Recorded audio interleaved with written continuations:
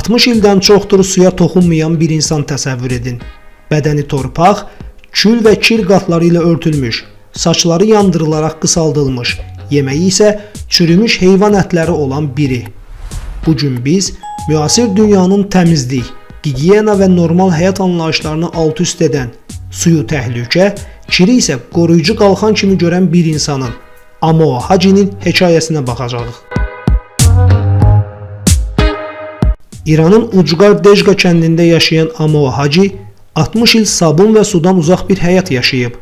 Çünki o inanırdı ki, təmizlənmək onu öldürəcək. Bəli, səhv eşitmədiniz.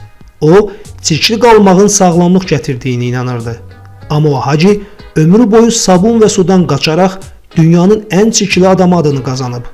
Onun dərisi illərlə yığılmış kir və palçıqdan o qədər qalınlamışdı ki, bir yazıcı hərəkətsiz dayananda qayaya oxşadığını bildirib.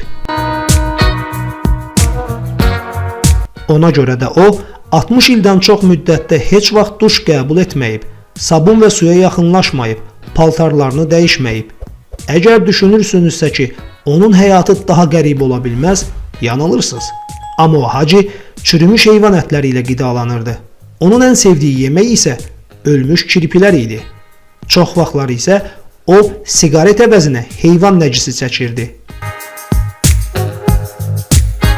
O, evdə yaşamırdı. Onun evi torpaqdan qazılmış bir çuxur idi. Bəzən isə tərk edilmiş daxmalar. Heç bir rahatlıq yox idi. Nə yataq, nə istilik, nə də təhlükəsizlik. Ancaq maraqlısı budur ki, o özünü xoşbəxt hiss etdiyini deyirdi.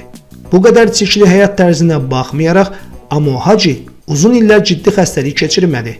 Bəzi mütəxəssislər düşünürlər ki, onun immun sistemi o qədər güclənmişdi ki, artıq bakteriyalar ona təsir edə bilmirdi. 2013-cü ildə Amoa Hacinin Qəribə Həyatı adlı sənədli film çəkilir. Bu filmdən sonra bütün dünya bir anda onu tanıdı, amma heç kim onu dəyişdirə bilmədi. Ta ki 2022-ci ilə qədər.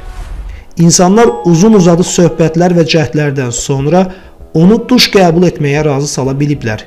İllərdir sudan qaçan Haci, insanların təkidi ilə ilk dəfə yuyunduqdan bir neçə ay sonra 2022-ci ildə 94 yaşında öldü.